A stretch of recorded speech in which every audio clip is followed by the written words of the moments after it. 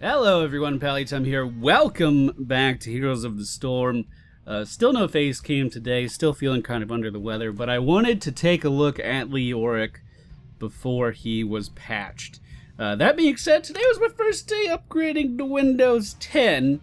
The only thing I've done on it is play Heroes, and Heroes has been running at a pretty flawless 60 frames per second, which I mean is exactly what you would expect to have on SLI 980s, in my humble opinion. Now, it's come to my attention that Leoric is my least played character and also my lowest level character, so maybe all of my topics of discussion today are not well researched. I was on vacation for the majority of the time that he's been out so far. But can we just take a second to appreciate how many characters I have at level 7+, because it's all of them except for Leoric.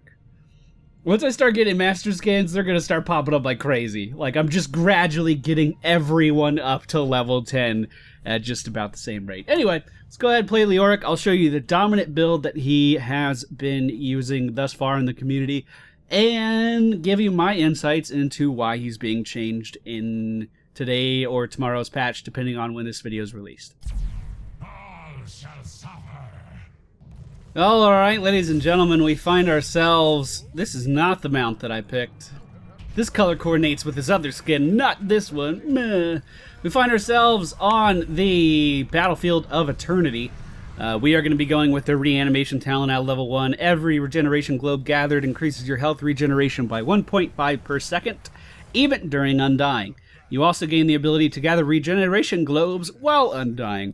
So it gives you sustain, and from what I understand of the talent, keep in mind I don't have a ton of experience on Leoric, it gives you a ton of sustain, and also makes you revive faster as a ghost.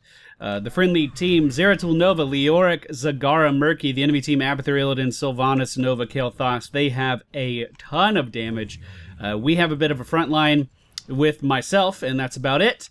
And neither team has a support, so this is going to be an interesting match, to say the very least. Looks like a gank is happening up top, and by a gank, I mean Zagara is getting deleted from the game by every damage dealer that the enemy team has. That's going to be a very common occurrence in today's game, I would imagine. So, Leoric's abilities. His Q is Skeletal Swing. This is a very large AoE, a very wide AoE, I guess I should say, that deals a very considerable amount of damage. This is being changed in the patch to not deal 100% damage to structures. I guess it's been a little bit too powerful lately with its ability to cleave down the enemy's structures. So they are going to be throttling that back just a little bit. Illidan, looking a little too cocky, actually does dive the wrong way in the panic and is going to be taken down. Looks like perhaps the enemy Illidan and Abathur duo Qers, because he seems to be sitting pretty on top of that Illidan head. Abathur does. Our W ability is Drain Hope, otherwise known as the Creepy Hand. We are going to be draining percentage health damage from whoever we slap with the Creepy Hand, and then get a small movement speed reduction at the same time. We are going to use the Ghost Walk right here to hopefully get away from these guys, and we are going to do just that.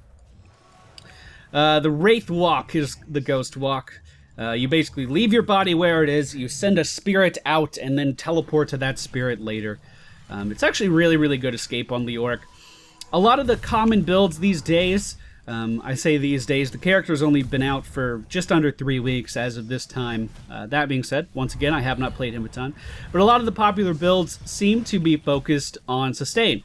So we are going to imitate that today in this video. We are going to try to build sustain as much as possible, especially against this team in this setting where we do not have a support. The friendly team doing a great job chasing down the enemy Nova. We are going to take her out and then just grab that regen globe. Our health regen is actually pretty formidable. You can see our bar is actually raising at a pretty decent rate without the aid of a healer. So definitely a fan of that. At level 4, we are going to be going with gain health and mana when minions die. The other viable option, in my opinion, would be the Creepy Hand upgrade. I believe it increases the amount of health that you drain. So we have just died. This is our trait that you're going to see kicking in right now. This trait allows us to walk around as a ghost. And then once our gray bar is full, we will resurrect in our normal body. This is usually pretty good, but in instances where your entire team gets wiped out, it obviously does become a little less desirable. Illidan may get away here yet again, but we are going to be draining some health before he does that.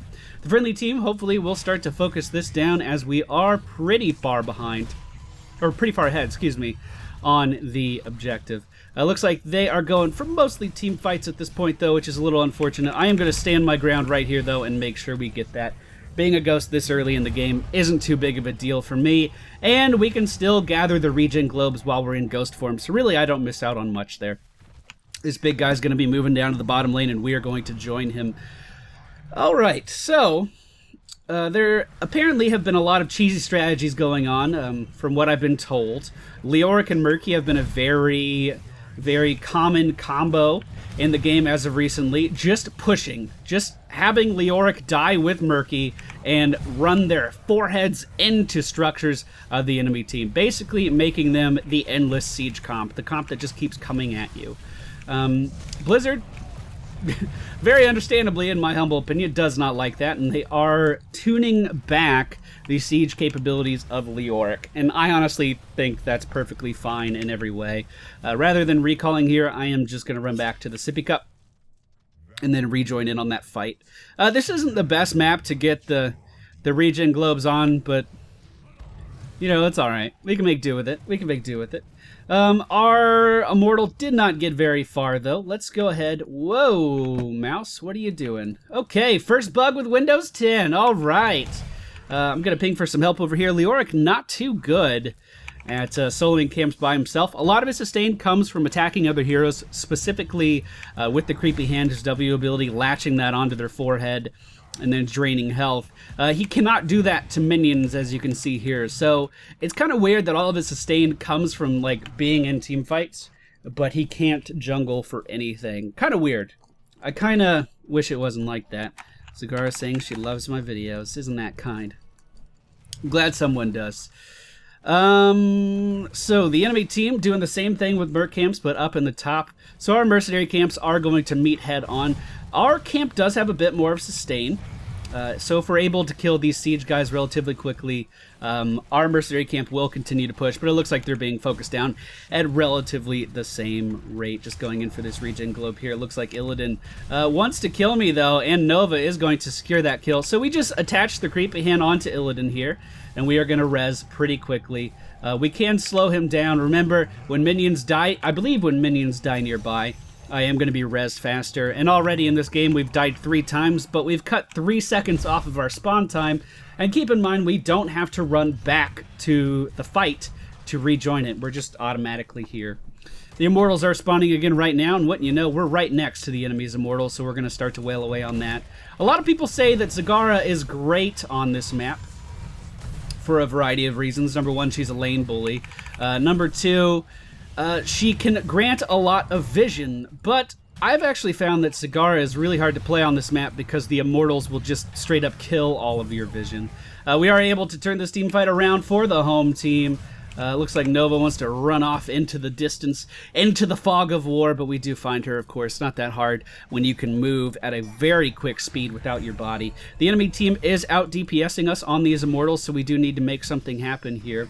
Unfortunately, the friendly team is mostly dead, and the enemy team is starting to pull ahead on XP just a little bit, about a quarter of a level at most, I would say. Again, I can't really sustain off of these guys right now, so we're counting on our HP regen that we've been getting from these regen globes in order to keep us alive. I can, however, steal health off of a decoy, so this is not the real Nova, but the real Nova is actually helping to keep me alive if she continues to do that. Now, our Immortal is back here, so we should be running some defense. The enemy team's still not level 10, so we still have a decent chance of contesting them here. Kael'thas actually a little out of position. We're going to Ghost Walk in front of him, hit him with the Creepy Hand, and then try to hit him with our Q as well. We connect, and Zeratul comes in to secure that kill. We are going to use our Oisin Renewal, which is our level 7 talent that we picked up, and we are going to try to cleave down the enemy Nova. Creepy Hand is going to secure this kill with the help of the friendly Nova. And now level 10 March of the Black King is going to be the ultimate that we pick up. This is going to allow us to deal a significant amount of damage to a target in front of us. Not too good to use versus this Illidan player because of how mobile he is, but a pretty good talent for damage dealing in general. We are going to just regroup ourselves with the team over here. And if Illidan's going to push through this choke point, we can go ahead and just use that ultimate. And just look how much damage it does. It's actually crazy good. The simple fact that you can build the Skeleton King to be so defensive and deal that much damage at the same time is one of the strengths of this character. But again, he is lacking survivability, and that was a great maw. He is lacking some survivability in other areas that tanks would normally have them. Like if you have high sustain in team fights, you likely have high sustain in the jungle, for instance. While these immortals have been up, Murky has been doing nothing but split pushing. He does secure that top keep with that strategy. Illidan back on the field, did chase away our Zagara player, and now is likely coming in on our immortal with that kill. Thos. We do have 30 seconds left on our ultimate, as we do see the copy of Abathur coming out. We will move in on Illidan. Illidan's significantly weaker without that top hat of Abathur, so now is our time to capitalize on that. This is the real Nova, I believe, so I'm going to stick on her. Try to deal as much auto attack damage as I can while she is in my range, but it looks like my team is having a little bit of trouble with Illidan, so maybe I should come in here and swipe. The swipe was for nothing as he was already dead. Now we are going to use Ocean Renewal and just try to reposition here, as most of the team is dead now. I hope I'm saying that right. Ocean Renewal. We do dodge the snipe of Nova, and we can finish her off with that Q. And now I think is a very good time for us to all go in on this. The enemy Sylvanas back on the scene. So is Kael'thas, so we are likely going to die here. We need to reposition very quickly. We do just dodge that skill shot there. The creepy hand is ready, but I need to make sure I'm not the primary target. Actually, an interesting Void Prison there. Could set up something good for me here if we come in with our ultimate. Still not used to the range on that. It is kind of an awkward ability. Creepy Hand is out on Sylvanas, but we do get stunned by the Immortal. Can our Q end the life of Illidan? Yes, it can. Of course it can. Let's try to block some of these. If I die, it's not too big of a deal. We are going to be going with Drain Momentum at level 13. Drain Momentum is going to allow us to cast the Creepy Hand. It's going to allow us to drain that health, but it does remove the speed debuff that the ability gives defaultly. So it basically allows us to keep up with targets easier. So someone like Nova and, well, really Nova and Kael'thas, we should be able to stick to like glue and just continue to steal that health. In normal team comps where you have, you know, a warrior or two and a support or two, maybe, you know, depending on the situation. Leoric really is one of those characters at Shrines. He can trade for days with most high health characters. This is a bit of a weird match to show that off in because, of course, we're going up against so many squishy enemies on the enemy team. But still, I hope I'm showing that he's a pretty unique character. Now, this isn't the first video for him. Obviously, we did a first impressions video, but the community has refined his abilities, or refined his talent choices a little bit. And by the thousands, people are building for almost pure sustain on this guy. And you don't really feel, or at least I don't really feel, like you're sacrificing much by building for pure sustain. I mean, I have all of this health regen, but I also have a massive amount of damage that I can output on the enemy team.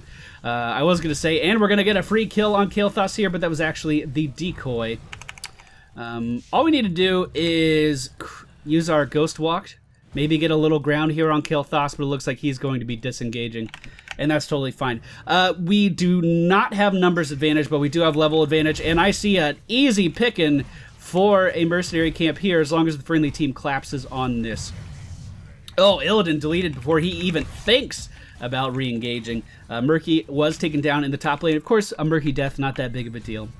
I suppose it is worth mentioning that Leoric does have the highest win rate in the entire game right now, according to HoTs logs, sitting at about 57%. A lot of the changes that he is receiving, I've already mentioned, are mostly focused on his siege capabilities. But it looks like they want to keep the intent of the character alive. They want you to be able to build for this kind of sustain. They're going to increase your death timers a little bit, but they still want you to be able to build for sustain and be able to deal significant damage and be able to sit in the middle of team fights for the most part. One thing I do find a little awkward, and I saw this mentioned on Reddit while I was gone as well, is the fact that his trait feels so much better than Diablo's, when really they're kind of meant to do the same thing. We are going to get a kill on kill thoughts here. What do we mean by that? Diablo's trait, the Black Soul Stone, when he gains 100 souls, those souls are building maximum health and health regen, usually, depending on the build. We are going to get healing on our Q ability. Try to ghost walk out of there. So the idea is, as you're in combat, you are getting more sustain, but then you die and you give up that sustain to be able to come back into the fight faster. I would say that's a pretty fair assessment of the ability. Going to go ahead and use my ultimate here. Illidan does fall, and it looks like we will be able to take down Nope. Run, baby girl. I'm so sorry. You're not going to make it. Oh, that sucks. So, Diablo, let me finish this thought. The idea of Diablo's trait is you gain more sustain, but if you die, then you're giving up that sustain to get into the fight faster. Let's go ahead and try to heal off of this guy. Which I've said in the past doesn't feel really good, but Diablo was the only character other than Uther that could get back into a fight very, very quickly after he died. So, you know, I was kind of like, well, whatever. If that's what it takes, that's what it takes. But Leoric, on the other hand, when he dies, as you guys have seen, he's a ghost, and he sits in combat. He can res faster doing things in combat as a ghost, but when he comes back into the fight, he's not losing anything. And more importantly, he doesn't have to run back from the well. He's just kind of, hey, what's up? I'm Leoric. I never really went anywhere. I granted vision to my entire team for the entirety of my death, and now I've rezzed and I'm back in this team fight that I was only out of for a few moments. That's not the same. That's not the same. Diablo definitely has the short end of that stick, and when the characters are meant to fulfill the exact same role of being a very beefy warrior that can build for a lot of health and still deal damage, there is a very clear, obvious winner out of those two, and that would be Leoric. Now, arguably, Diablo's hasn't been a good spot in a while, for various reasons. He was the king of the jungle back in the ETC days.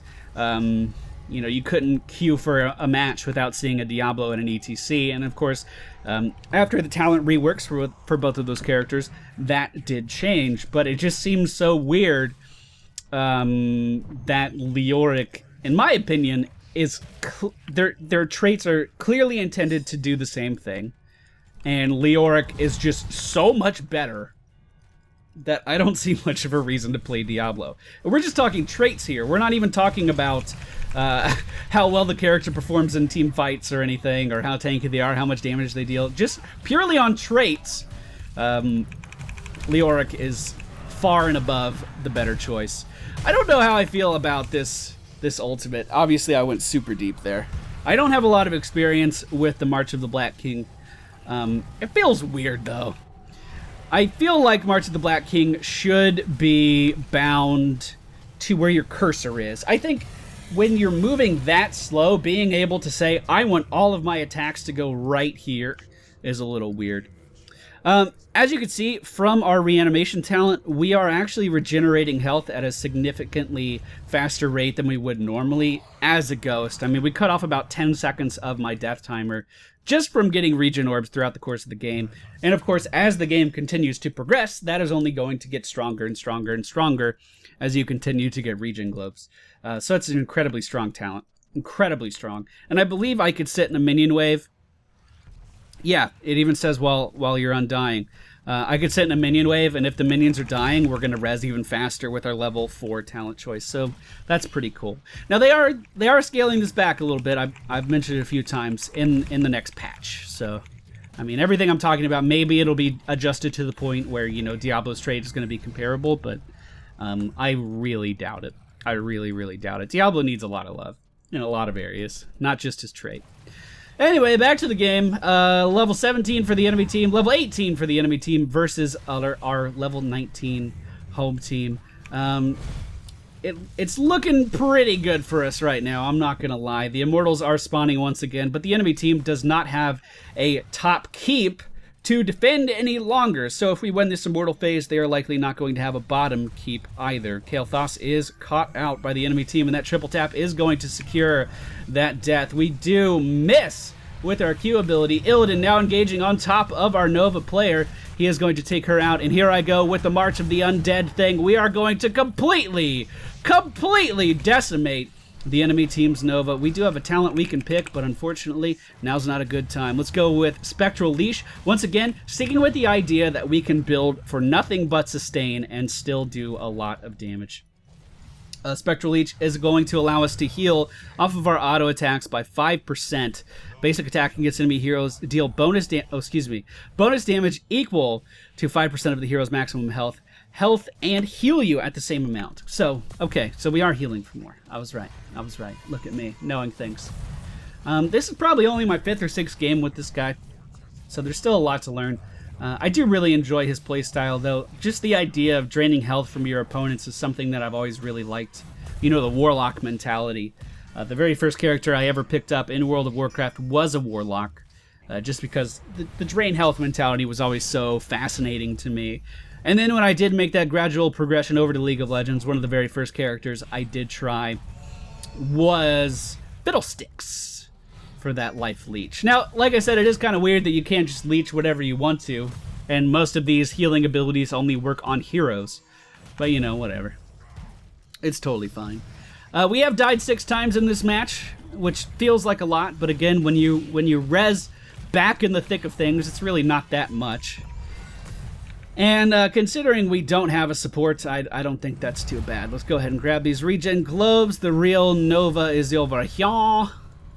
Escaping at the top of the screen right now. That's the real one right there. We are going to dip back in on this Illidan here. Hit him with the creepy hand. Hit him with the Q. But unfortunately, Kael'thas for the enemy team is going to crowd control me. Now the Immortal is making its way down in the bottom lane. Let's grab this regen globe.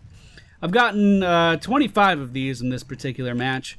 And our health regen per second is at 48.3, which is crazy good. Crazy good.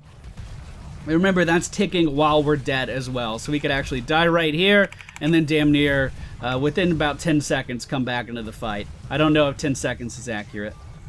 This is the real one. She's going to be caught up in the moss, so let's start to creepy hand this Sylvanas here, increase our res timers a little bit. If I could go into a minion wave where they were dying, we would res even faster. And once Creepy Hand is back up, we'll reattach it to Illidan here. Fortunately, the team died pretty quick. Not looking too good for him. Illidan is going to be taken down. We're going to be popping back up any second by draining some health off of this Sylvanas. It's going to increase our timer, or decrease our timer, rather. Right when we pop up, we're going to be set up for a pretty good ultimate. Unfortunately, we're too damn slow. Oh, God, I hate that. We can just go over here, though, watch Kael'thas die, and then move in on this core. We're going to be able to kill this no problem. Our Q still does a ton of damage to siege stuff, so really I should be hitting the buildings with it. But hey, whatever. We should be able to drain life off of this Sylvanas long enough to make sure we can kill this core. And that is going to be our look at Leoric. Not too sure why the friendly team isn't with us. Hopefully Murky sees this and is going to be able to take it down. But yeah, that's a good game. I didn't play too particularly well. I got the points across that I wanted to get across, though. And I'm interested to see how much the changes actually impact Leoric. Because as of right now, he seems a bit above the curve, I would say. I'm glad that they're addressing the cheesy-ass siege strats. I've seen some pictures on Reddit where, you know, Leorics have 50-plus deaths a game because all they're doing is walking into structures and dying. But soaking up 75,000 damage in 20 minutes is a lot. That's a lot of damage. Even without support, yes, we did die a lot, and yes, my ultimate abilities were pretty dreadful. But we still were able to sustain for way more than any other tank would have been able to in this game. So hope you guys enjoyed today's video. The face game should be returning soon. It does add a lot of editing time, and I am trying to get these out as fast as possible because I am pretty far behind on everything. But I'll be back soon. Thank you all for watching. I'll see you all next time.